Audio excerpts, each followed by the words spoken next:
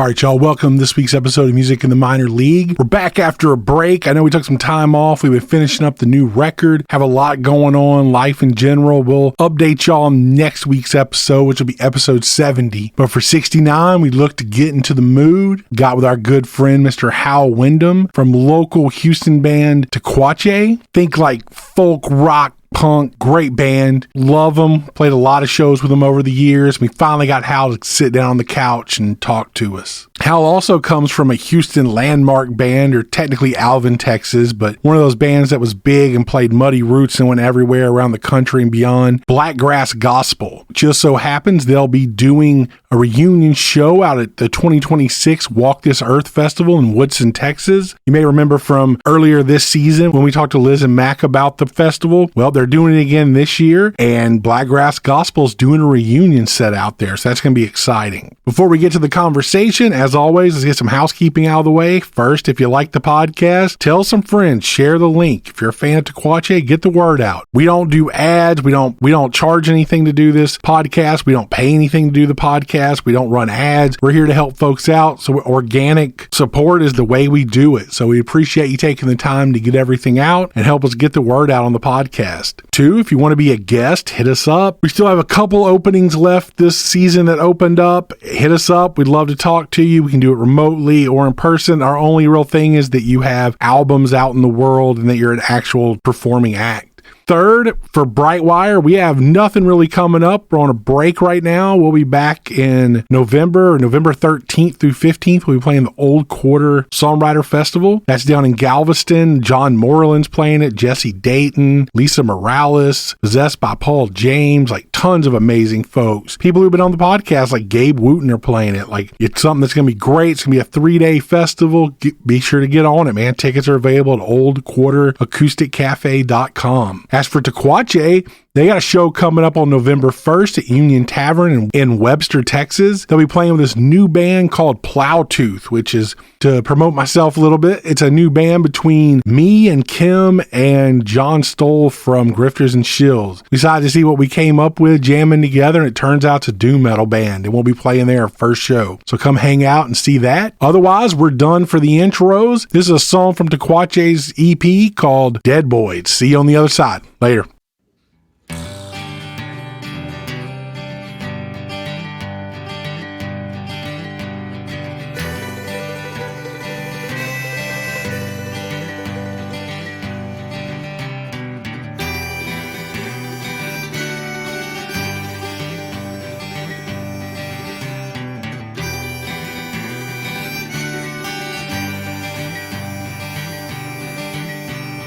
Echoes of memories, they bleed through the wall.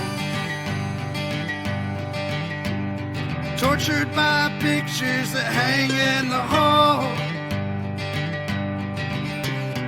I can still hear their laughter, torments my brain. This place that once was my heaven, existence is pain. Those dead boys, they run through the pine. I see those dead boys, they beckon and smile. Just a glimpse of light beyond living, shrouded in fear. I hear them calling and whispers, I'm nearly dead.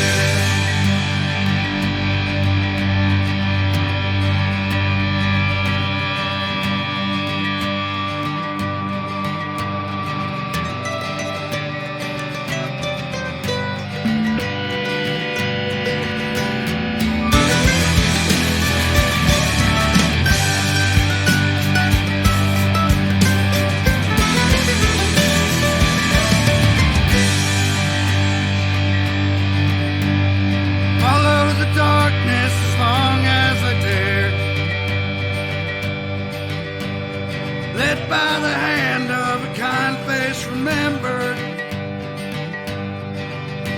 They'll smile and laugh as they guide me. It warms my soul.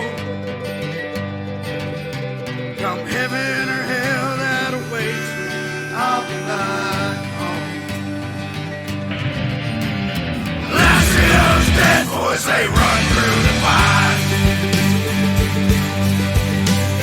And I see those dead boys, they beckon and smile. Just a glimpse of light beyond living, shrouded in fear. I hear them calling in whispers, I'm nearly there. And I see those dead boys, they run through the pine. And I see those dead boys, they beckon and smile. Just a glimpse of light beyond living, shrouded in fear. And I hear them calling in whispers, I'm nearly there. All right, y'all, welcome to this week's episode of Music in the Minor League. This week we are joined by Howell Windham, possibly, who knows, an heir to the Windham Hotel empire. But what we do know about him is that he is the lead singer, guitarist, and I guess primary songwriter for Tekuache, and formerly guitarist and singer and a songwriter for Blackgrass Gospel. Legendary Houston, what was it, grunge grass or whatever? Thrash grass, I guess. Thrash grass, that was it. Everybody has some sort of grass in there. Yeah. The important thing is you got the grass. Yeah, definitely got that one. No, I like the terminology behind it because, like, you know, people ask all the time, like, well, what kind of music is it? You know, and that's kind of a hard thing to answer. You know, like with any band, I think like most musicians are kind of in that same boat where it's like you're put on the spot, like, what kind of music do you sing and play? And it's just like, well, you know. But then you have things like, you know, with Blackgrass Gospel, they started referring to it as thrash grass, which I think it fit well, you know, because it's like evil bluegrass, like, you know, instead of playing all in majors, it's basically all in minors, so it kind of has that creepy evil feel to it. And then, like, with Tekuache, you know, the same question, like, people are like, well, what kind of music is it? You know, and Tekuache is all over the place as far as, you know, individual songs, like, one's way different than the other, you know, et cetera, but somebody referred to it as heavy spaghetti one time. like heavy spaghetti. Well, I could see that. Yeah, exactly. And I was That's like, a great genre, heavy spaghetti music. Yeah, and I was like, you know what? That's perfect. I'm just going to start telling people that. And then when they're like, what's heavy spaghetti? I'd be like, you know, I don't know? Either. Yeah. I can't believe you don't know. Oh, you've never heard of heavy spaghetti? Right. Come on. Just build the mystique even more. No one's asked us recently. I'm trying to remember what my thing that I stole from Farce the Music. It was like post-outlaw roots rock. Post-outlaw roots rock is what I tell people when they ask what we are. Post-outlaw roots rock. I'll have to remember that. It just sounds like it's the most, like, bullshit genre I've heard. I'm like, this is great. Yeah. Like, you know, post-punk, goth, electronica or something. Like, what does any of this mean? That's what you know, like, that's what I'm saying. I love the I especially love the definitions that just, like, come from nowhere. You know what I mean? It's just like you look online and somebody, or it's, you know, somebody comes up at a show. So, like, we played that Tekuache played the Dan Electra show with Shame on Me and War Bride. You know, and my buddy Clint had brought some friends with him that had never seen Tekuache. You know, so they're sitting around with Clint. They watched the show, and then, like, Clint texts me like a day later, and he was like, "My friends referred to your band as Irish pirate punk," and I'm like, "All right." I mean, I guess you don't really do an accent though. No. You know, but, like, it's strange to me, like, how you get so many definitions from just, like, random, you know, like, it's, you know, like, I get, like, oh, it sounds like Flogging Molly. It's like, yeah, I guess it's the mandolin gives you the exactly. Pogues kind of thing. Yeah. And you have that kind of gruff voice, which is like, he's like a pirate, like, rah, rah, rah, rah. and you have the, like, kind of pirate beard thing happening. That's true. Yeah. I guess, like, maybe we just lean into that, you know, just be like, nope, next show, everybody dresses like a pirate. Just do crazy eyes and shit. So next logo, the possum has, like, an eye patch or something. Perfect. Yeah. Yeah. Dude, yeah, possum with the eye patch and, like, the little hat. Like a couple of cutlasses, just crazy possum pirate thing. I mean, you could do the skull and crossbones, but yeah, with the possum skull, that would work. That would actually be pretty cool. Yeah. You know what? I'm gonna think steal about that. this. There you go. Something to think about. We'll get the promotions team behind it. I'll send that. Oh, you mean Josh? Yeah, be like, hey, Josh. Send that text out. Be like, great idea. Have you listened to this podcast? Just saying, If you want some ideas, we had some. Get on it. Let's get merch rolling. Keep it going, man, while the money's flowing, Yeah. Well, it's trickling.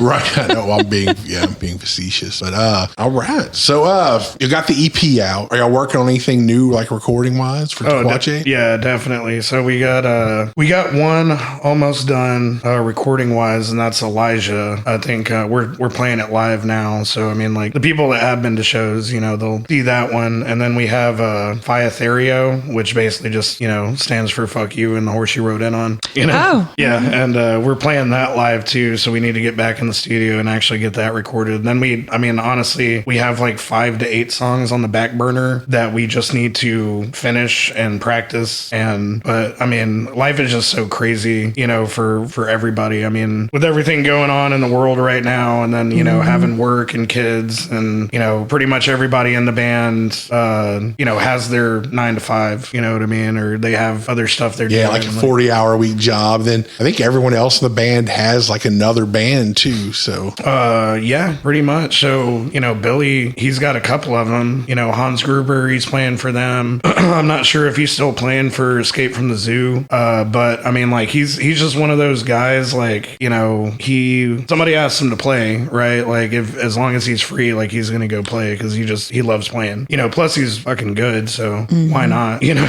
Josh has the Real McCoys, which is his band where he's the lead. He plays a guitar. They've got a lot of recordings out there and stuff. And then too. Billy plays in that too. Oh yeah, sure yep, oops, forgot about. Yeah, he plays in the Real McCoys. And then Jason is their drummer. Right now we're kind of in between drummers with Tekuache, but we got some people we're looking at. We've been practicing with, so it's been looking good. Hopefully we can get that together. But yeah, JB on guitar used to be our drummer, right? So we've just been kind of moving him in and out. Like sometimes he'll play shows. Yeah, sometimes he'll play shows as our drummer. Sometimes he plays it as the guitar player. So I'm bringing my amp or the drum kit tonight. What that's a basically badass. it. Yeah, and we're talking about it like a week beforehand. We're like, and JB's like, so what am I playing? I'm like, I don't know. I gotta know. I gotta practice. God. Yeah. And then the call tell me. all the way back from, I guess, our first season with Barnes, was talking about this. And then now you have your second band is Blackgrass Gospel is reuniting, at least for one show in Woodson, Texas, Walk This Earth. Right, yeah. Yeah, May 1st through 3rd, they released, we're up there with Black Eyed Vermilion and Carrie Nation and Speakeasy. Yeah, there you go. Carrie Nation and Speakeasy. And I mean, that's an awesome reunion. Like, Blackgrass back in the day. I mean, I'm also a big fan of both of those bands, but it's really cool that we've played with both of those bands before in the past. And then now we're having this reunion show, and it's like, didn't skip a beat. Like we've just been playing for, the last 5 or 6 years or however long, like we haven't been together. But, but yeah, no, it's going to be a really cool thing, I think. And I'm excited about it. I know Barnes is excited about it. Like Chris has been working really hard to try to make this happen, like i.e. getting everybody together, but I guess the only downside to it now is that, Randall lives in Kansas City. Me and Barnes are still down here in the Houston area. So basically just kind of figuring out the logistics now. I mean, it's a done deal though, So yeah, at least one show we're getting back together for. And I mean, and we've talked about it too, if it makes sense, then, we'll play more together. Like, I don't have a problem with it. Like, I don't think, me and Randall and Chris have all been in communication pretty steadily. Of course, Randall's got his band too, Buzzard Fight. Yeah. And then Chris has the Broken Spokes that he's playing for now. So, and then of course I got Tekuache. But yeah, I mean, as long as it makes sense, like logistically for us in the future, even past playing Walk This Earth, like might do it again, Could be fun. Yeah, could be fun. That's for what sure. I'm saying. I mean, you don't want Walk This Earth to be the first show y'all play. It'd be good to do a warm up in our area. I don't know, maybe. Yeah. Think about that. Maybe with like a local band or something. I think if, and I kind of thought about it, I thought it would be cool just to have like a practice right before Walk This Earth. But like, obviously we don't put Blackgrass on the marquee or whatever. Right. Just right. Special guest or something. And then and then Blackgrass throws down and people are like, oh shit, Yes. I think that'd be cool, man.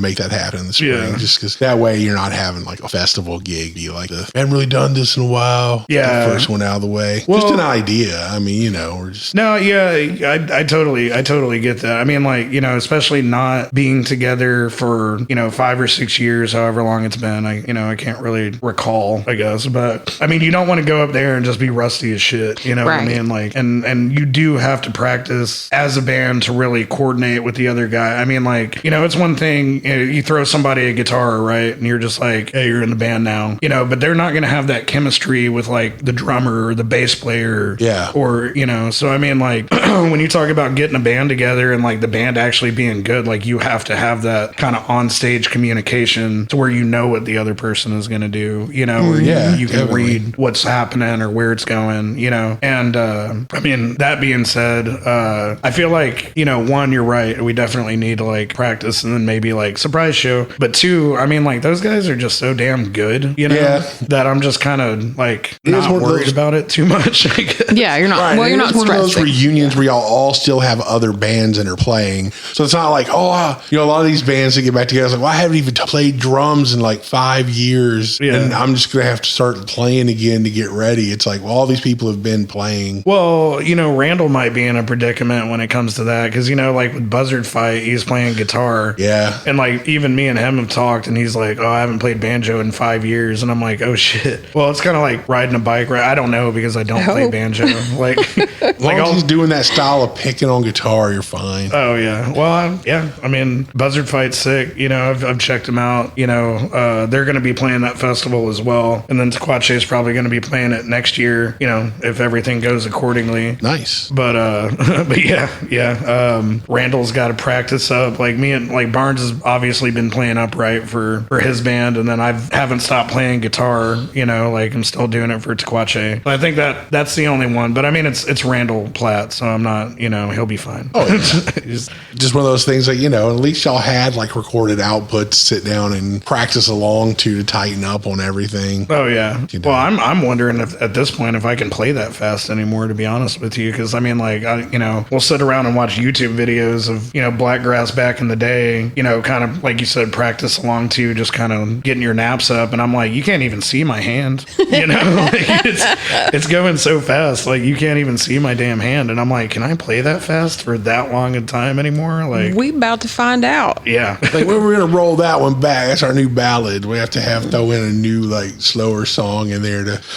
Yeah. If I could just like not getting claw fists there for like half the show would be cool. Comes the Brent Best. I was gonna say, I almost brought that up. Go ahead. Where he's talking about, it's like, we're old and fat now, so we got to take a lot of time between each song. So we talking and like, this song's about it's good to see everybody. It's like, yeah, we're old and fat. We can't just keep playing like every song. Like, drink some water, Oh man, yeah. Well, how y'all doing? You glad that we're back? Like, yeah. It's like, oh yeah, okay. Yeah. I mean, we're definitely all older now, which is like it's a good thing and a bad thing, right? Because like we're not doing the kind of stuff that we used to do back when Blackgrass was together, which definitely helped with like the speed and like just wildness of Blackgrass, right? Y'all are gonna be blackout by the time you hit the stage. Right.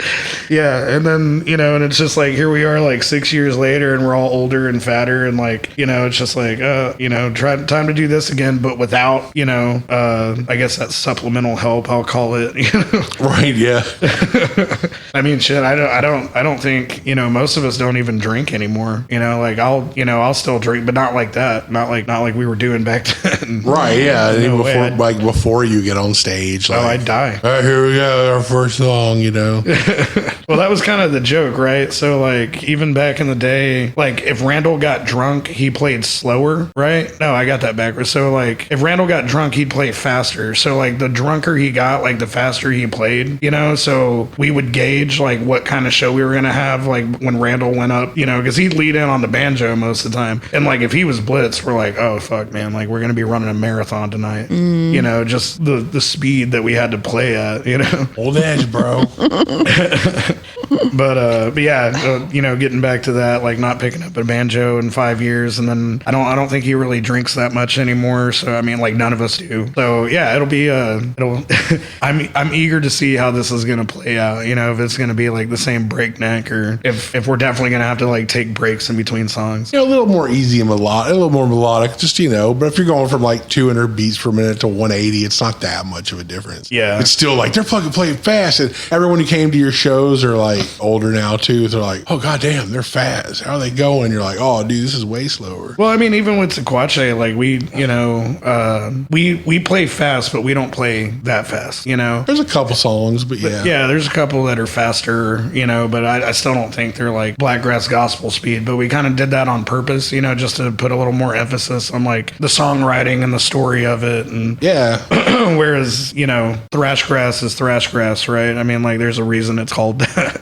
Right, like we're gonna throw them down, just going 100%. Oh yeah, it was nonstop. Awesome. So I'm interested just to get into this part because as long as I've known Howell, it's like before I've known Howell, there's not a lot there that I know. Yeah, we don't have a whole lot of background on you. Oh really? Yeah, you're pretty sus. I mean, for the time I first met you, you were in Blackgrass, and then all through Tekuache and everything. But like, when did you start playing music? Were you in bands before Blackgrass? Like, I mean, like when I was younger, I guess I'm gonna say like 14 or 15. Like I actually started out as a drummer. Like where that was basically my instrument. I didn't pick up. I mean, I had a guitar since I was 12 and would kind of piddle around with it, but I didn't really get serious about guitar until I turned like probably 15 or 16. Mm-hmm. So like before that, I was drumming. And I had like some punk rock bands that I played for, like nothing of like note. Yeah. Like, and then of course like just jamming with friends in garages and stuff like that. And I was in, like I said, a couple of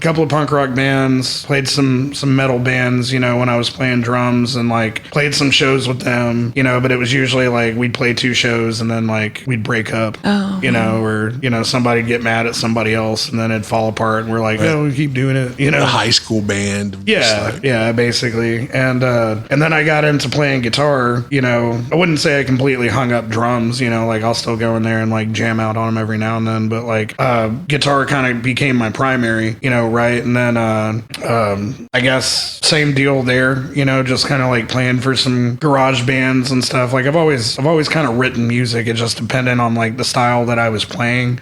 And when I got with Blackgrass, I had never heard of music like that, like kind of that geared towards what we were doing, right? Yeah. Of course it matured over time and like got the sound that it does now, but honestly, like when I met up with Chris Barnes and Randall Platt, they were hosting an open mic in Alvin that I happened to just show up at, and kind of got to know those guys, and they were like, hey, this is kind of what we're doing, and I was like, oh, that's cool as shit. Like, yeah, I'd love to play that, and kind of went from there, and that was basically like the first band I ever played for that had any notoriety to it. Mm-hmm. Yeah. But at the same time, like that's like the group then were the most dedicated musicians that I've ever worked with before or after, for that matter. I mean, like, practice every Wednesday, be here at this time, like, everybody's down, just go in there and play it, and then we work on new stuff afterwards. Like, if you got something to bring to the table, this is when to talk about it. But I mean, like, the dedication from everybody is probably why it got, went as far as it did. Yeah, because I mean, y'all toured all over and did all sorts of shit. Oh yeah, and it was a blast. I mean, and you think about it, like I grew up in Galveston and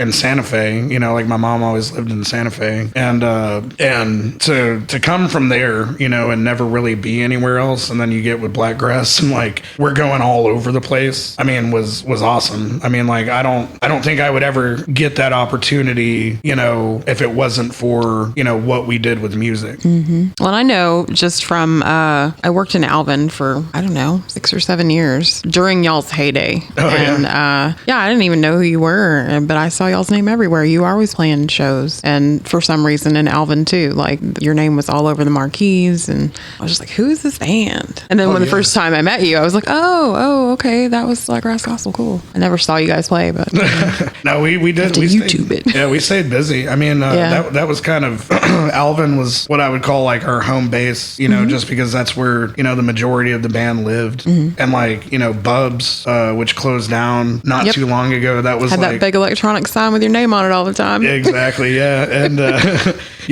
unfortunately they closed it down not too long ago. Me and Chris Barnes actually went up there and like had like one last drink on the weekend. It was closing, and then because they're putting that bypass in or whatever. Yeah, and it was nostalgic as shit. I mean, like still inside, it's just this little beer house, but back in Blackgrass's heyday, that was kind of like our hometown bar. Yeah, and we'd play there a lot. And we get a lot of bands coming through that wanted to play with us too. And so I mean, like that was the spot. Like you might go up there one weekend and it's like Johnny Hoot Rock and Blackgrass Gospel playing. The next weekend it's like Bird Cloud is playing and Blackgrass Gospel's playing, or I mean just like Whiskey Dick. I mean like Dixie Underground all came through this little. I mean, not to be rude about it or anything, but this little shithole in Alvin.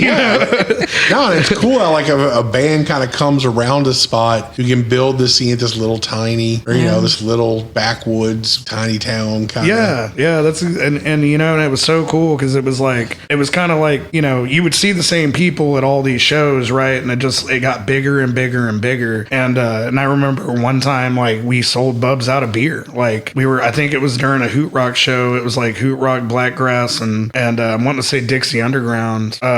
With Scooby back in the day, and like they literally had nothing left in their coolers, like except for like these little shitty beers that nobody ever really drinks, and they were like, oh sorry, all we have left is Keystone or something, like completely out of beer. Twisted Tea. Yeah, Twisted Tea. Something like that, Yeah, that's those cool moments of like, man, we're doing something here. Like we're making we're making like a community around this band. And people are coming out and getting into it. That's how. I remember doing one of the benefits something over at Ronnie's, and that was it. I remember a couple people I knew who I had no idea would like even listen to music shows. Like, oh my god, you're playing with Blackgrass Gospel. Like they're like our favorite. We go to all their shows at Bubs and stuff. It was like, cool, man. Like that's trip. Yeah, it's still cool to see, how many people are excited about getting this band back together, and how many people have, kind of come out of I wouldn't say come out of the woodworks, because I mean, like they've always been there, but it's like, you just mention it and people are like, oh my God, really? Like, oh, well, y'all got to come here. Y'all got to come here. Y'all got to play back over, know, and you got to be like, well, we're just doing, Walk This Earth this year, and then we'll see, what happens after. And they're just like, well, shit, but I mean, it's cool that there's that kind of excitement. Yeah. I mean, there's a buzz about it for sure. I mean, even in this area, and I guess it's the same for like Tekuache. I mean, I was gonna say that. I was like, it's not like Tekuache is playing to nobody. Like you have a following. I'll definitely have a dedicated group of people that come out to the shows. Oh yeah. I mean, like and I love that too. There's been a little bit. I mean, I guess both bands, right? Like there's like a buzz about Tekuache, and like there's a ton of people that come out and love the shows and have like a good time, and like it's cool to see like the same people coming out all the time, and well, that's what I was saying before, is like even just seeing like a Tekuache shirt out in the wild, and it's like I don't know that person, but they're like running around. I mean, that's super cool. Same thing with Blackgrass. I mean, like and it seems like since this buzz, it's like everybody's going and getting their old Blackgrass stuff back out, and they're just like like the other day I was at a show, I think it was Trip 6, and like somebody was walking around with a Blackgrass Gospel shirt, and I was like, oh shit, and like they didn't say one word to me. I don't think they knew, right? I was even affiliated with it. You start getting like, have you heard this band? Have you ever heard of them? They're fucking great. Oh man, you sound a lot like the dude from Blackgrass Gospel, man. I can't wait until that happens. Like somebody sends me like a clip, and they were like, have you ever heard this band? And it's just me and another band. Yeah. I heard they're getting back together, man. I figured you would probably dig them. off what Tekuache does. Oh God, dude. That would be hilarious. No, I remember, it was me and Josh were hanging out, and like this is when we first started talking about getting Tekuache, together. So me and him were just jamming. It was just a guitar and a mandolin. Basically, that's all we had. And I ended up going to this house party where the McCoys are playing.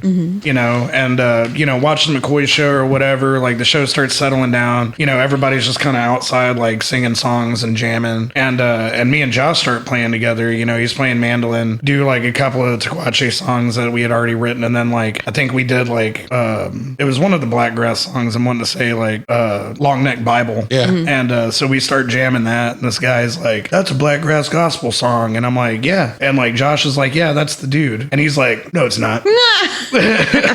And I'm like, "What, man?" And he's like, "No, I saw Blackgrass Gospel in Corpus Christi, and you weren't in that." And I'm like, "Yeah, pretty sure I was." Like, Pretty sure I just wrote the song. I wrote the song that you just heard, sir. Yeah, exactly. And he's like, "Nah, that's not you." I'm like, yeah, at the end of it, I was just like, "All right, man." Like, cool. I'm not trying to argue, dude. Right? Believe what you want. Yeah. That is even better. Whatever, man, poser. You're not. It's not you. You weren't in that band. That wasn't you. Right. I saw him, and it's like, mind you, this guy was probably like blackout drunk or something. Because I remember those Corpus shows, and like most people were, you know what I mean. And like I'll admit, like 10 years ago, I probably looked a lot, different. But like, I don't think I looked unsimilar to how I looked 10 years ago. So it was just out of the blue, man. It was so funny. Like even Josh is over there laughing. He's like, "What the fuck is like wrong with this guy?" Like, I'm calling bullshit. Like, okay. I mean, if it's got to happen, I've like seen that's that not a band bad one way time, for it and to happen.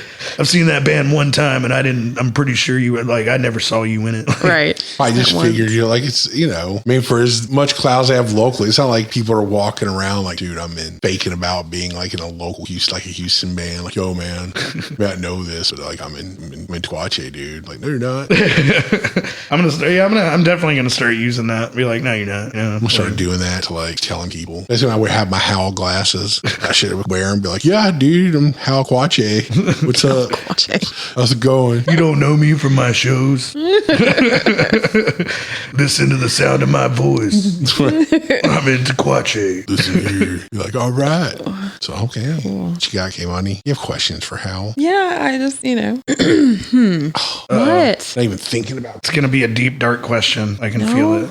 Well, I was just thinking, if you start out playing drums and then you move to guitar, how many different instruments do you actually play? I mean, like those two. Like enough to just like sit around and jam with other people. Okay. Well, I mean, like, I've been, of course, guitar comes bass. I'm not going to say like I'm a bass player, because there's a difference between like a bass player and somebody that just plays bass. That is very true. Yeah. And, and I'm sure like, all the bass players out there are like, fuck yeah, somebody finally said it. I was like, but you still can't read. All right. So whatever. No, I'm just kidding. Anyway. We're going to cut that out, right? Yeah. Hell no. But like I've been dabbling around, like, playing the upright, like I got a music room with, a mandolin and a banjo and an upright. And, so I've been like dabbling more with those, just playing around. I've been getting a little more serious about banjo in particular, because I can't figure out a mandolin to save my life. It's too many strings. Yeah. It's like tiny. Yeah. And, can you believe this dude can play one? Like wild. his giant hands. Meatball hands. Yeah. well, I mean, maybe they're perfect for it, because you can just mash two strings at once. All strings together. Yeah, I'm still not like Josh playing it. Josh, like, I think your hand is He's a probably player. bigger than most mandolins, honestly. probably, yeah. Probably. Like if you spread it out over like an F-style mandolin, it would probably just cover the whole thing. That's what I got. I got one of the lower F styles. We're still working on our cover of St. Peter. Oh, nice. I know, and I'm still got to get the vocals down. I'm trying to singing about your penis. I have to stop like drooling every time I go to record it.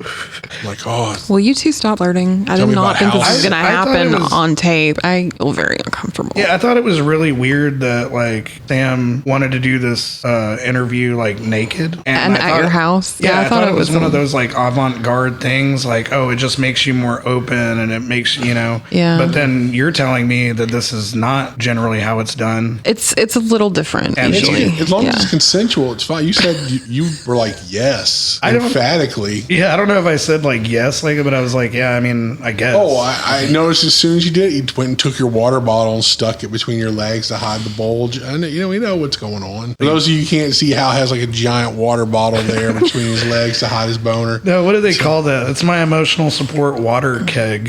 Water keg, yeah. Let me just hide this right here. Yeah, I'm drinking my emotional support water keg and a Topo Chico hard seltzer. So I'm going to be well hydrated, for, I guess, tomorrow. I was going to say for whatever happens later. Yeah, I don't know. Snuggling with the cat. Yeah, Steven's here. He's a real piece of shit. But, we like to keep it free, like get the hippie vibes going. I'm like, what up? Yeah, I know the people at home can't see, but like this whole interview was done nude. Well, it had to happen at some point. We needed a gimmick. It was a gimmick. We needed somebody to listen. So music in the minor leagues in the nude. Right. Naked and afraid. Right. Music in the minor league, naked and afraid. Well, I wasn't the afraid part until, Sam was just talking about drooling over my junk. Right. Then the afraid part came in. I was just like, oh. Scared. Thinking about St. Peter. It's like, yikes. I'm singing this song. are you singing it? Yeah. Okay, I've been trying to learn because you've been all like elusive about it. Okay. No, I haven't. It's just another song about dying. I mean, that's pretty much what I do. It's like songs about dying. Yeah, just in some. That's the name of the next album right there. Songs about dying. Yeah, that'd be good. But St. Peter. I actually wrote that one a long time ago. That was one of the ones I wrote like with Blackgrass, but like they didn't want to do it because it was too slow. Mm-hmm. So like I just kept playing it. I mean, Black Tarpoon actually put out a rendition of that song. Oh wow! One of their albums. Nice. Yeah, and then I mean it's been kind of like an underground favorite, even since the Blackgrass days. And so I'm super excited to hear y'all put it together too. I'm sure that'll be awesome. That whole project's gonna be fun. But like hearing other bands like do your stuff, that's bands you like and respect. It's gonna be really fun. Well, I covered one of y'all's songs too. I know. Did cover Lousy Weather. Yeah, I'm thinking about putting a capo on it just so I can like just belt it out. Hell yeah, do that. Then why wouldn't you? Josh and Gary like just make like kick it up really fast. They just turn it into like a straight up country like swing song. Yeah, that'd be cool. Yeah, I'd start writing for other people. It might be interesting. I mean, yeah, you could. I mean, like I've got glances at your notebook, and you're just constantly like doodling something down. And I wish. Like Cloudtooth is coming out soon. We're playing with y'all November 1st. Oh yeah, I didn't even think about mentioning that. Yeah, Yeah, November 1st at Union, the Halloween Hangover show. Plowtooth, our band that we made with members of Grifters and Chills and Brightwire. It's gonna be fun. It'll be exactly what people expect from putting Grifters and Chills and Brightwire together. You're a liar. you're a shitty liar. No, I've heard Plowtooth practice. It's sick. I mean, like the megaphone shouting and like what is that, an oboe, and I mean it just random shit. We just reach around the stole upstairs and grab like their gourd fretless ukulele thingy they have. And I've been up there a couple times, and that whole room is full of like just weird ass instruments. Right, that no one can really play. Yeah, Rebecca's got like a 5-string upright up there. Yeah, it looks like a coffin kind of. It's kind of weird. Yeah, and I was like, why don't you just fucking play that? And she's just like, I don't want to, make other people feel bad. I was like, that's cool of you. I think Rebecca and I are like similar in that like it just takes me a long time to get comfortable with something. Yeah. Enough to do it in front of other people. Yeah, but if you learn it in front of people, you focus more, you get better faster. Well, maybe that's why we're naked. Yeah, see? He's always got to tell me I'm wrong. Like, well, no, I'm saying that. It was I'm just being a smart ass because how many times we used to do like song swap shit? Like, I just bought this. I don't really know how to play it, but I'm going to bring it. And I'm just going to learn to play it while someone else is playing their song. Like, dude, I'm trying to play my own, like, why are you ruining my song? Like, shh.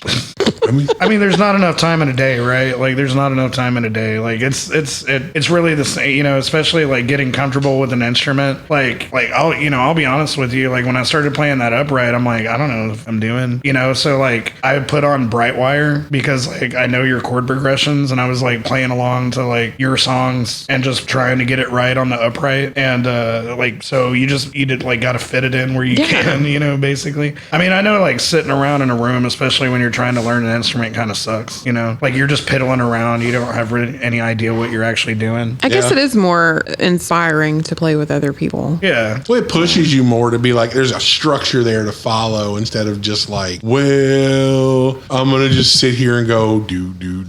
That's why most people play acoustic guitar and stuff, because you can kind of do it by yourself. Yeah. It's hard to be a drummer and just sit there and be like, oh, Yeah. I'm doing snare rolls for hours by myself with nothing going on. It's like, no, you got to put music on or have something. I wonder if that's what Joel does, you know? I know Well- what Joel does. We've showed up before practice, and it's like you hear like Slayer and stuff coming out. It's even that's the best part. You hear like double kick going and stuff, and then we go in there, we set up, and it's like bright wire stuff. It's like I love that we walk or stand outside and listen to you like. Yeah.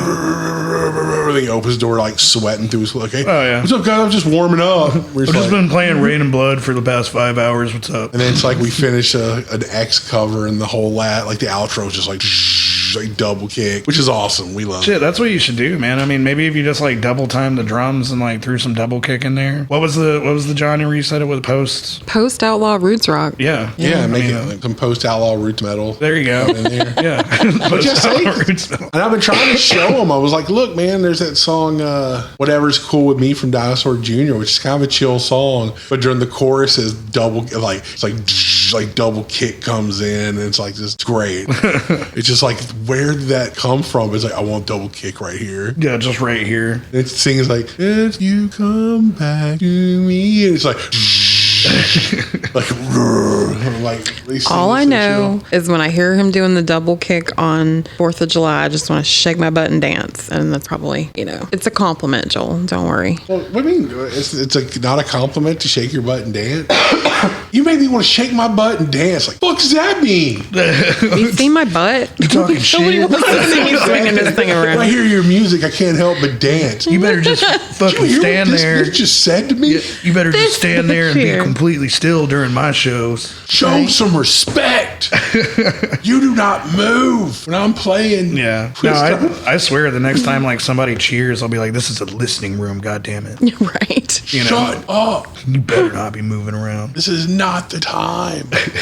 Better take that to your devil worshiping wherever. Right. That's where I laugh. People talk about playing shows in Japan. We've always listened to all these band biographies. They talk about everybody has the story of the first time they play there, and people just stand silently. And when they finish playing, it's like, and then it's like, shut back, and then they stop instantly. It's like 10 seconds of applause. Next song, please. Very respectful. And they're just like, okay. And then when it ends, they're all like, yeah, that was awesome. Like, we thought y'all hated it. Like, This is like an episode of The Twilight Zone. I didn't know what was happening. So I remember being on tour as a Blackgrass Gospel tour, and we played in Michigan, Grand Rapids, Michigan, at this place called Big Top. It's still there, and I remember being stoked because like we were playing with like Carrie Nation and the Speakeasy and Ford Theater Reunion, which are both sick bands. I don't think Ford Theater's still around, but they still got their albums out there, and I mean like they're awesome, So like I'm fangirling already, and like so we get up there and we start playing, and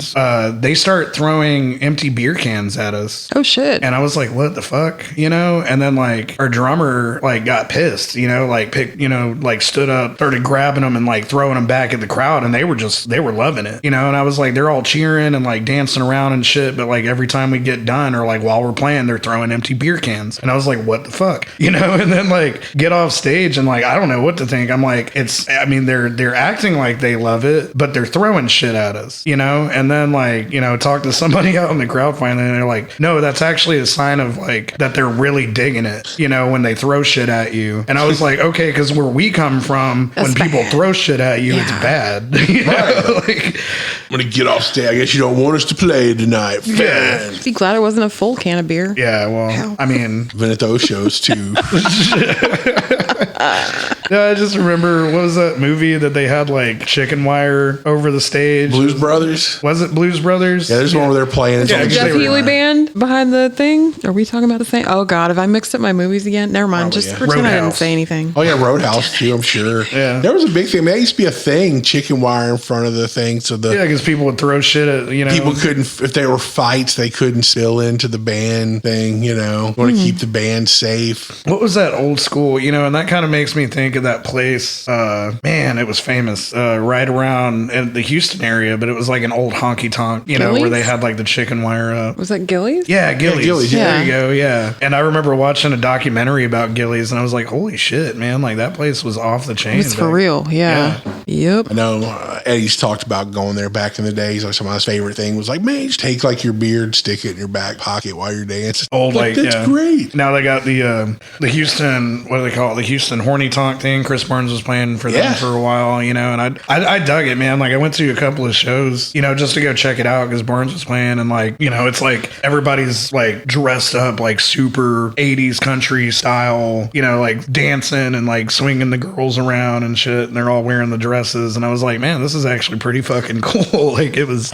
you know, like a throwback almost. Yeah, we finally got to go to one when Leslie had her birthday, and that was a lot of fun. It was like a cool vibe. Everybody coming out, like I'm there in my standard Dickies and t-shirt. Like, what up? Yeah, me too. I was wearing like my work boots and like a black band t-shirt, you know, pretty much what I'm wearing all the time. And I was like, I mean, shit, man. I was like, I don't even think I own one cowboy hat, and like I think I've worn it like one time, and I mean, they were dressed to the nines though. I was like, holy shit, dude, like this is legit. Yeah. You know, even had like the fancy like 80s style hats with like, you know, the big top and the feathers and shit in them. I was like, man, that was like like David Allen Coe just walked out of the back Right. room. Richard Petty hats going with all. Like, hey, what's up? What's the blowing it? What's the blue jewelry? No, not taupe. What's this? No, topaz? No, that you get from like the Indian reservations and stuff. Oh, Turquoise. Turquoise. Yes. Jeez, I Oh, can God. remember that. I hoard turquoise. Like turquoise with all the feathers coming out of Yeah. it. Like, all right, y'all, here we go. Very urban cowboy. Which sucks because even if I wanted to dress up like that, I don't think they had like fat cowboys in the 80s. You know, like Maybe. I don't know. There's always one. I mean, there was saw Boss some fat Hog cowboys. in the Yeah, but Dukes he of was a Hazzard. bad guy. You know, There was always, I mean, shit, growing up, we always had like I remember our constable used to always walk around with his cowboy hat. Like, he's a big dude. Like, hey, what's See, and up? I grew big old up. beer belly. Like he's still got his shirt tucked in. Oh, yeah. Belt buckle. And where I grew up, my parents, they were square dancers. They belonged to like a club where everybody, and there were fat people definitely there, all dressed up. Oh, damn. Fine. So I'll be damned. Maybe I could pull it off. I think you could. No, that's funny you say that. My mom was actually like a competitive dancer back in the day for like jitterbug and like Oh, no swing kidding. dancing, and you know, like she'd actually go out and like compete at all these old honky that's tonks cool. and stuff. Yeah, it was pretty cool. I can't dance to save my life. She tried to teach me when I was a kid. You know, like still can't do it. For whatever reason, I've never even figured out how to like two-step to save my life. And but somehow, like, I have no rhythm when it comes to dancing at all. Like, I don't know what the fuck I'm doing. You know, you could show me as much as you want. I'll forget tomorrow. You know, but I can play the shit out of a guitar. It's weird. You know. For me, it's a balance. It has nothing to do with anything, but like my balance is not great. Poor Nana so. and her balance. Like, Yeah. and just- I seriously, I can just fall over Well, she just shakes standing her, there. Yeah, she shakes her butt at shows. and that's you the know? thing. That's Throws off my whole center. her of butt gets gravity. going. It's just like goes too far one way. Just pulls Talking, it with her. talking about me like I'm a dog. Her butt gets out there and just starts shaking, and You know, she gets excited. You know, she excite peas a little bit while she's shaking her butt. Like as long as I the will pee center on you. holds, it gets off. It's like and then just flies off. You fly off like it would be. It would be like an off kilter washing machine, probably. Yeah. Oh, maybe that's where that term comes from. You know, like the Selena thing with the washing machine, right? Maybe. don't Maybe know why. so. Bitty bitty bum bum. Yeah.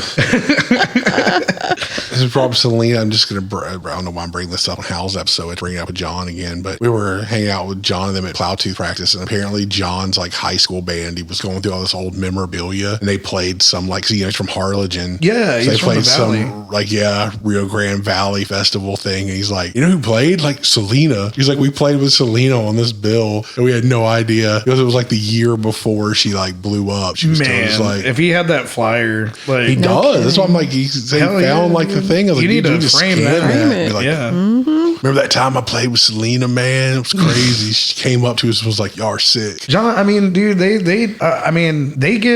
they're all over the place, you know, and they have like wild stories. I love just like sitting down with them and like hearing like the tales from the road, you know, like even that new song they have, what is it? The Queen Anne. Yeah. And like, I was asking, I'm like, dude, like, is that real? And he's like, oh yeah. You know, I worked at this shitty little gas station next to a trailer park. And, you know, when I was was a kid and like all that shit happened. And I was like, so her husband locked her inside of the trailer and set it on fire. And he's like, oh yeah. And I'm like, what the fuck?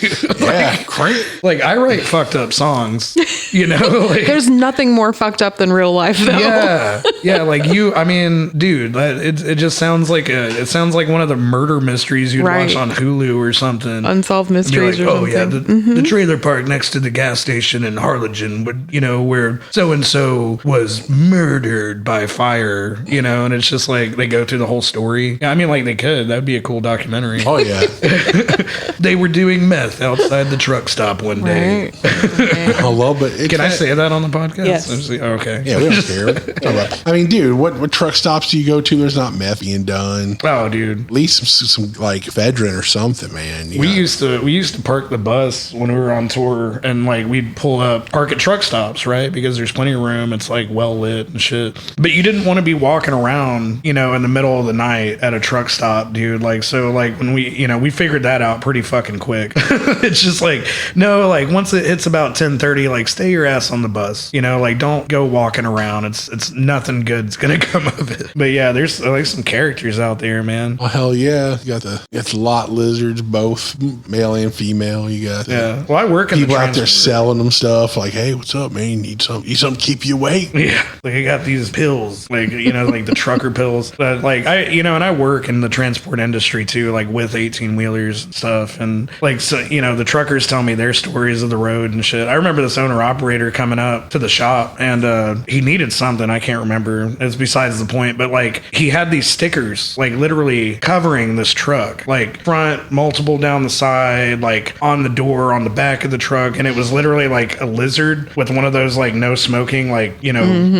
crosses through it. Yeah. And it was like a no lot lizard sticker. And I was just thinking about that, and I was like, I bet his wife probably went out to that truck window, like ordered all these stickers off of Amazon or something, and just like plastered them all over his truck. Honey, she didn't mean nothing. It's like it's almost like the shared Facebook account. I was about to say that. Yeah, some shit went down like when people are sharing their Facebook account. Like it's like, all right, which one of y'all fucked up? That's when someone posted. It's like the other day. It was like, I believe it's the second. It's usually the second person is the one that cheated. Like it's like and. Oh yeah. So you get never added thought to about like that.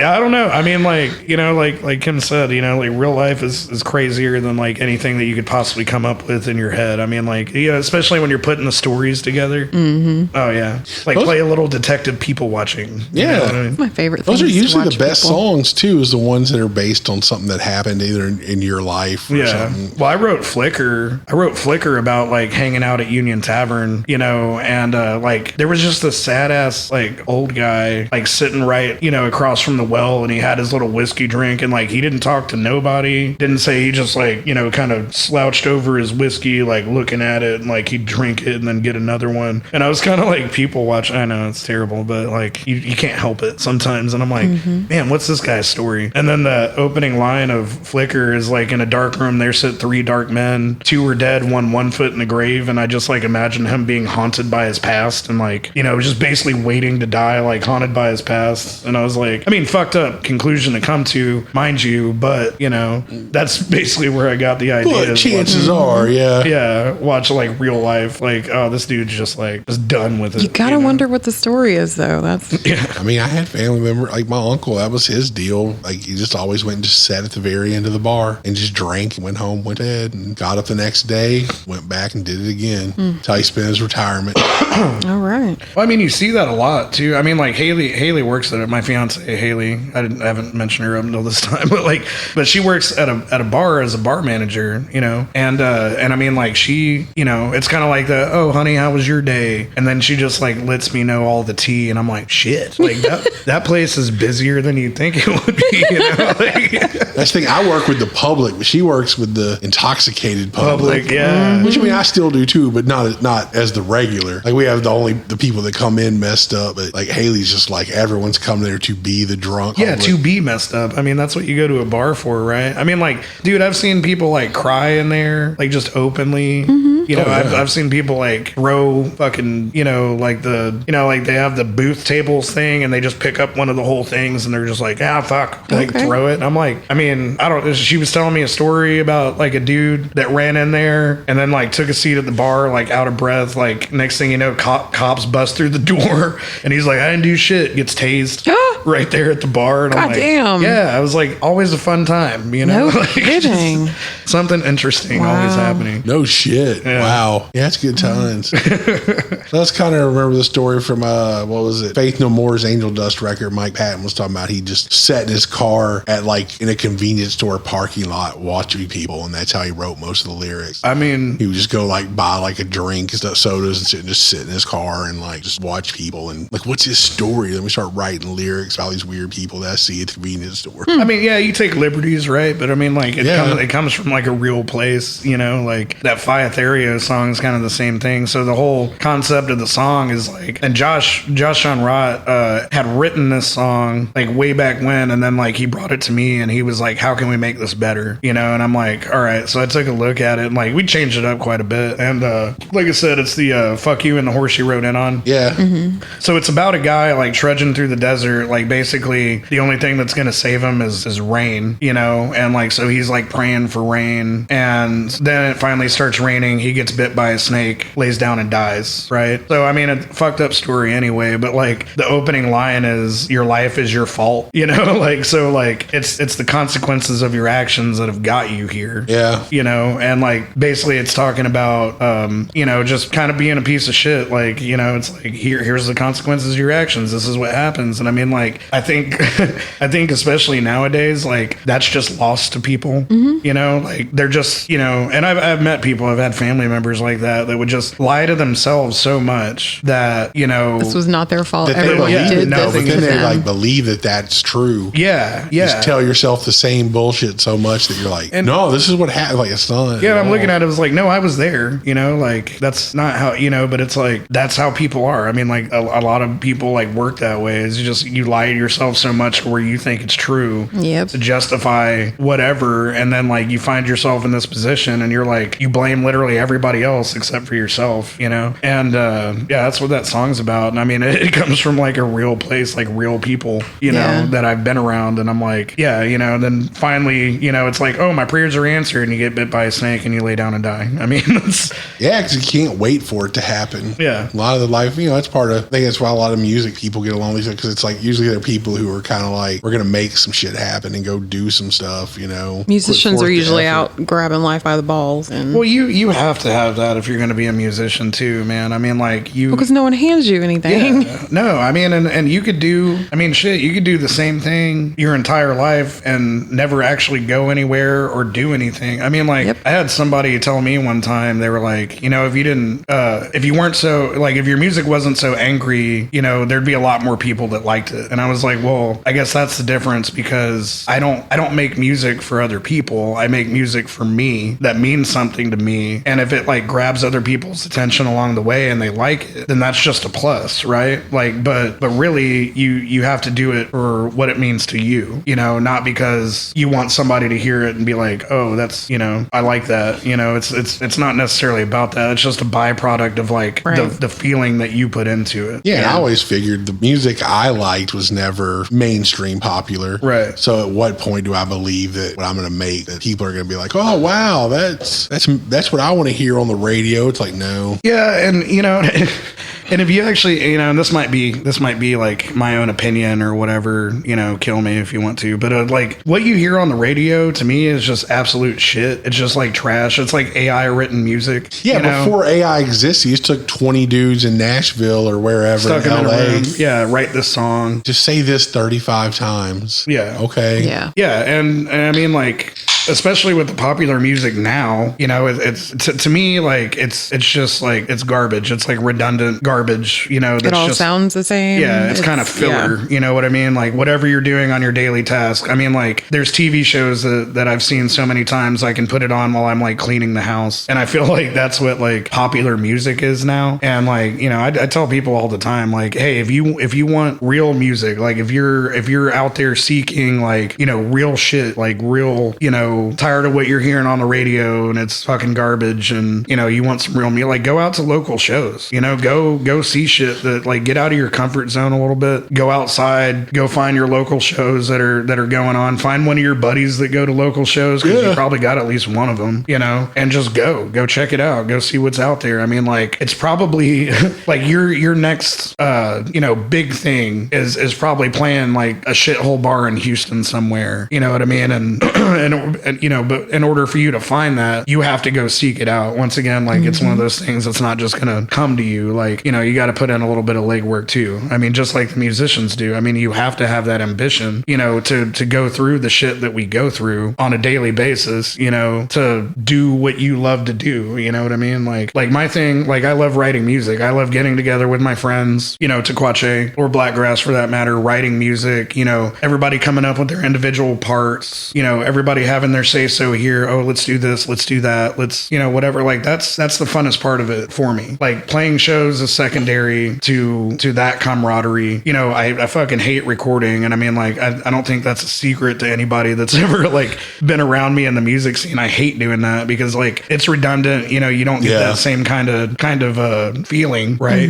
I always say it's like the Photoshop of music. It's like you're getting this non-existent perfect take or everything, but it's just like, here it is. It's the picture of the burger in the ad where when you come in, it's all smashed by the teenager that's behind the grill. Yeah. Or in our case, the middle-aged angry people that just smashed it together live. It's like, it's like, and I mean, like it's always going to be different, right? Like, when you get out there and actually do the music, like your live performance is going to be way different than like what you recorded. You know what I mean? I love the finished product. Don't get me wrong. I love like putting it out there and I'm like, hey, look at this, that we've been working on. Like, check it out. Go look at it. I mean, like the Oddity Studios thing, same thing, recorded with Jacob and it's just me, but like if you want to check that out, Brightwire's on there too. Grifters and Chills is on there. I think Jim Williams, he's working on another one with Taylor's band, Blade Job. Oh, shit. Yeah. And I think Gutter Cunt too, Travis's band. Yeah. So, I mean, Audio Studios, you can go check it out on YouTube, but like that's just me playing a guitar, singing my songs, and like to me, it was the camaraderie of all of us getting together and actually doing this thing. Yeah, hanging out. Yeah, that was fun. It was. I mean, you love the finished product and being able to share it and be like, hey, look at this cool shit I did. You know what I mean? But like, that's not necessarily the fun part, Yeah. I think that's the fun about recording. It's like, what if we did this? What if, remember this song? What if we just added all this crazy shit that we'd never be able to pull off? That really is kind of especially with like the record we're working on. It's like, what if we add this? What if we brought these people in? What if we did this? It's like getting to that too, like Josh John Rod is the one that does our recordings for Tekuache. He's also the mandolin player for Tekuache, but he's got his own studio. I think it's a Folk Punk Freakin', and he does a lot of recording for like a lot of different Houston bands and stuff. But he's like that. Like he's just got, I think, and that being said too, I think like to be a musician, to have that kind of brain for it, you have to be like somewhat fucked up in the head a little bit. Yeah. But like Josh has got like that same kind of mind for it where he's like, we record it and he's like, hey, what if we did this right here? What if we change this here? Then, oh, let's move this around and like, put this part here, like write a different line in here because it sounds better recorded, or whatever. And I mean, like that is a fun aspect of it, in the recording studio, but like to have to go in there and just be like, all right, do that same vocal part like 10 times. Right. That's the part I hate. I'm like, Jesus. It's stressful. I found it stressful. This last album that we recorded, it just seems like until you can get it completed, like it will haunt you. And so you have to go do something that you hate every day. Yeah. It's frustrating. But once the product is out there, it's like, oh, thank God I did it. Yeah, it's done. Yeah. But kind of like the process is not as fun as playing or, hanging out with your friends. I think the thing that I love most about playing live is it kind of every time we finish playing, especially like full band shows now and stuff, and in bands I played in before, having like all these things, it's like for that brief moment, you'd see like the good things people can do. It's like, dude, look at this thing. Like we all came together and made like this crazy sound and like people dug it. We did this thing, like me and my buddies like got together and made something cool. Mm-hmm. Well, it's like the instant gratification of it all, right? Like when you put all the hours of practice and all the hours of writing and like beating your head against the wall recording, whatever. I mean, like you still get the same sensation of like mowing the grass and then looking at the job you did afterwards and being like, that's awesome. Yeah. So So like, even though it fucking sucked getting there, especially if you're out in, Texas is summer, we have first summer and then second summer, which is hotter than first summer, but you still got to mow the grass, like it's the instant gratification of it all coming together and being like, hell yeah, we did that. Look at that. That's a good analogy. Good job. I like that. Agreed. All right, man. Well, we're getting about that point to wind it down. So we're going to give you our this season's question, which I actually did. I gave Hal an update on. Oh, cool. So this is we want one book, one podcast, and one record or artist that you think people need to check out. Okay. All right. So one book, one podcast, and then one artist that I think everybody needs to check out. Yes. Mm-hmm. All right. So for the book, I don't want to get like too in depth about it, but like, if anybody's listened to a lot of my music, I'm sure like you'll understand that it's got like a religious base to it, right? So like the dissension from the church is a lot of like what Blackgrass songs were about, and it comes up in like some Tekuache songs as well, and that's a little bit of my background in there. Like I said, I'm not going to get too in depth about it, but like the Ethiopian Bible, I think makes sense on a lot of different points. Of course, everybody reads or what they base religion off of is like the King James version, right? That was actually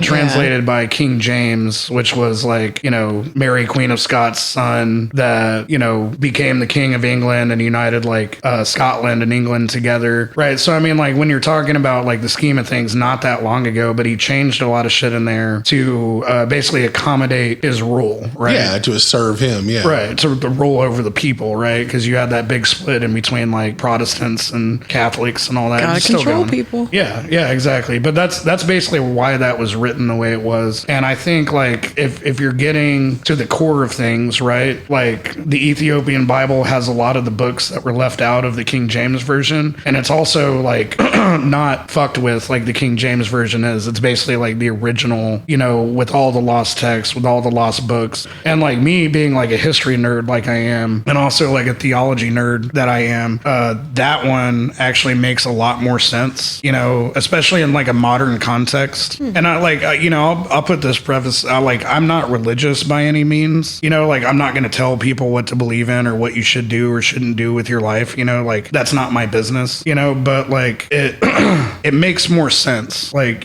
just reading it, even if you're just reading it as a book, like stories. Yeah. You know what I mean? It makes a lot more sense than, what people consider modern religion or what like these bigots follow and like condemn other people for doing. Like if you read the Ethiopian Bible, right, and you go through all the lost books and you understand like, more or less what it should be comparatively to what it is now. Yeah. It opens your eyes to a lot of, Check that out, a lot of different stuff. I mean, and it's cool. It's a cool read. Like I said, I like it. Just being a history nerd and a theology nerd. I mean, like I love all that weird shit, So, all right. What else was it? It was a book, podcast. You listen to any? I listened to a few, of course, music in the minor leagues. You got to check that out, right? Like if you're already checking it out, then that's why we're here, which is cool. But make sure you tell your friends, all your friends. If you don't like it, tell your enemies. Yeah. Tell your enemies on their too. phones. Share it to your mom, make your dog listen to it. It'd be really cool if you took this particular episode and you just like, let it play on repeat. You can even mute it if you want to, but just let it play on repeat for hours and hours. Let Hal get the record. Yeah. I want to get that record. But anyway, a couple more that I like, and I know it was just one, but I'll say two because that's fine. Yeah, if that's all right. Well, it's my time and I have the microphone, so you got to listen to every goddamn thing I have to say. I will cut you off, bitch. But what is it?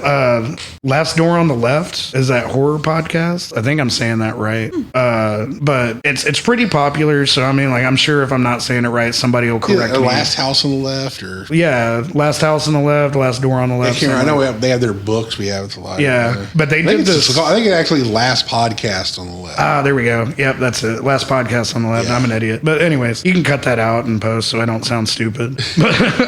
We won't do that. No, they're not going to do that.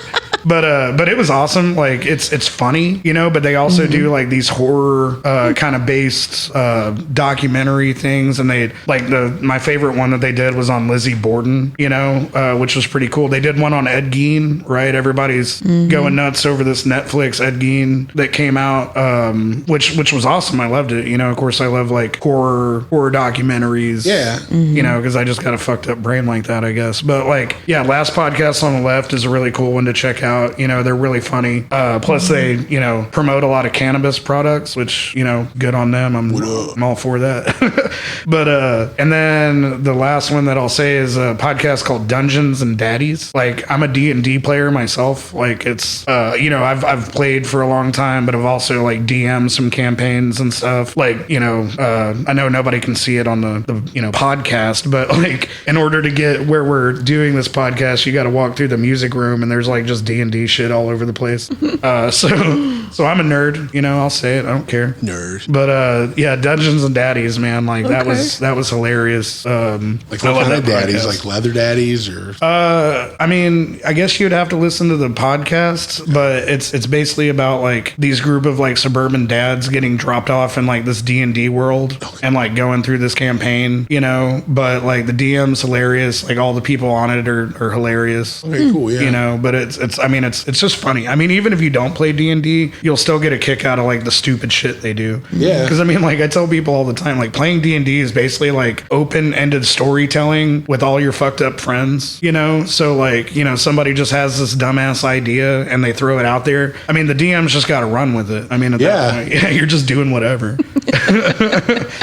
But yeah, no, also very funny podcast. I love that one. Cool. All right, what's last? Artist or album. You can do more than one if you feel, but they think people should check out. I mean, that's really hard. I mean, how many local bands are I know, right? just awesome from this area? See, just bam, run through a bunch. But what do you like to listen to? Oh, wow. Well, that's also like all over the place. Yeah. One of my favorite songs, and I feel like it's one of the best written songs that I've ever heard, and like as a songwriter, stands out to me is this song called Mariner's Revenge by the Decemberists. Okay. And I mean, the way he wrote that song, I mean, the music and everything with it's really good. I mean, it's real folky. I personally like the version that's on YouTube. It's like a live version that they do, like more so than the album version, because they take a little more, I feel like it's just different a little bit, you know, but like you get to see him like actually playing, you know, and they have like a little, like their music renditions are a little bit different, but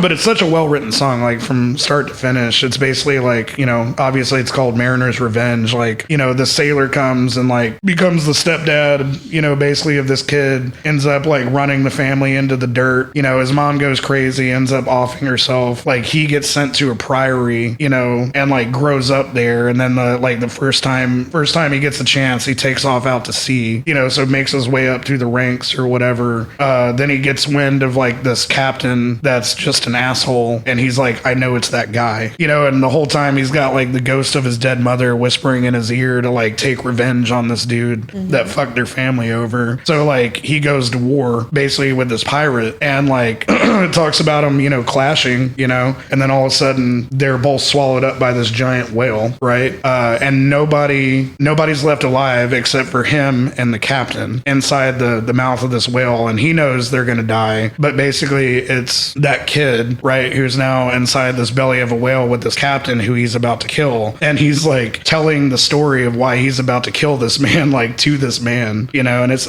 oh man, it's a wild ride, you know, just like the storytelling. Like I said, it's like an 8-minute song too, but I mean it's fucking awesome. Very folky, you know, they got like mandolins and an upright bass and like violins going, accordion, you know, dude's playing like a 12-string, you know, just singing this pirate shanty. Yeah, I'll check that out. Yeah, it's sick. I mean, like a lot of local bands I listen to, obviously like Brightwire, you know, Grifters and Chills. Don't suck up, man. I'm just rattling off bands that I like. All right, you told me to do this. Look, you asked me to be on this podcast. I'm saying, let Howell get through his list. That you caught him off. No, I'm just playing.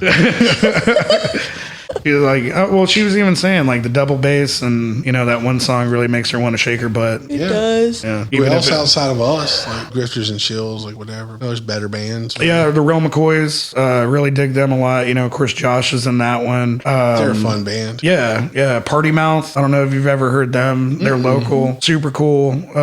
Dig them a lot. I was talking about Blade Job earlier. That's actually really different. I mean, like, honestly, you know, and I might be way off, but it's almost like indie metal to me, which is a weird, like, couple of genres to put together, but they pull it off, like, seamlessly. You know, and they're just really interesting to watch and listen to. Like, you know, their music it's different. You know what I mean? Like, not in a good way. You know, I like bands that are different. You know, they're not like each song is exactly the same and it sounds the same or whatever. Like, you know, I like there being a lot of like difference in between everything that you're doing. You know what I mean? Yeah. And they're one of those. I mean, and then, you know, a lot of classics for me are like Flog and Molly. You know, I like the Irish folk stuff, like the piratey kind of stuff out there. You know, like I said, Mariner's Revenge is kind of in that category. The Decemberists are also really good just on their own. They're very like folky singer-songwriter. Some of the bands out there that, you know, I dig, I think I've mentioned a few of them like throughout the podcast, but Carrie Nation, the Speakeasy. Yeah, I like them. Yeah, Black Eyed Vermilion, Bridge City Sinners, big fan of theirs. Escape from the Zoo is also a really cool band to watch. I like their live performances, especially. You know, they're just fucking wild, just all over the place. You know, but awesome to go watch. Let me see what else is there. I mean, there's a ton of stuff. I'm sure I'm trying not to like, you know, I'm gonna think about. You this. don't want to slight anybody. Yeah, and you know, and I'm gonna think about this in 30 minutes and be like, fuck, I forgot that. Right. You know, of course, it always goes. It's okay. Yeah, of course, you know, self-promotion is the Tekuache thing. You know, go check out Tekuache, whatever you can find them on. And then Blackgrass Gospel is coming back. You know, we still got a ton of shit on YouTube and on Spotify. And, you know, I hate generally promoting Spotify, but, you know, it's on there. So all the other streaming networks, too. You don't have, if you don't use Spotify, you can listen elsewhere. All streaming platforms. So, all right, man. Thanks for taking your time to talk to us. Yeah, thanks for talking to us. A kitty snuggling with me and a dog. Not a bad way to have a conversation. Yeah, sitting in the living room. It's been fun. Right on. Kimberly. Bye. All right, y'all, that does it for this week's episode of Music in the Minor League. Next week, we'll be back with episode 70. That'll be just us and Brightwire discussing the new album, what's been going on, why we've been kind of flighty this year. And then we'll be trudging through the next 5 episodes to get to 75 and close out season 3. We appreciate y'all listening. We appreciate y'all checking out Howell's music, which we know you will. Come out to the show on November 1st to see our new band and to see Tekuache tear it down. We're going to leave you with a song from Blackgrass Gospel. This one's called Devil's Wake. We'll see you in a week. Later.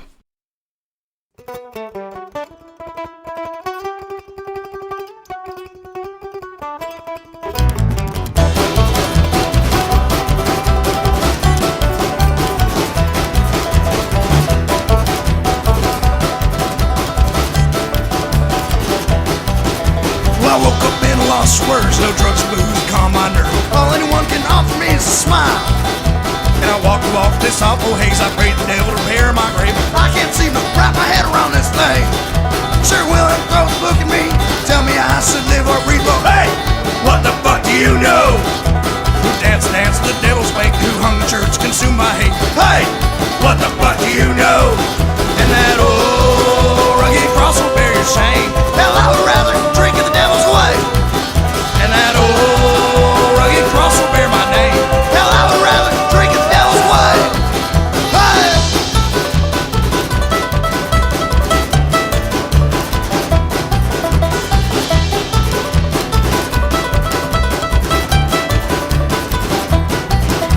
Yeah, I've been my own share of pain, been dealt the hand, never saint. I have no remorse where I've tread. Ain't no angel you see watching me, although the creature with born wings, he started to conquer God indeed. Sure will and throw the book at me. Tell me I should live or breathe. Well, hey, what the fuck do you know? Who dance the devil's wake? Who hung the church, consumed by hate? Hey, what the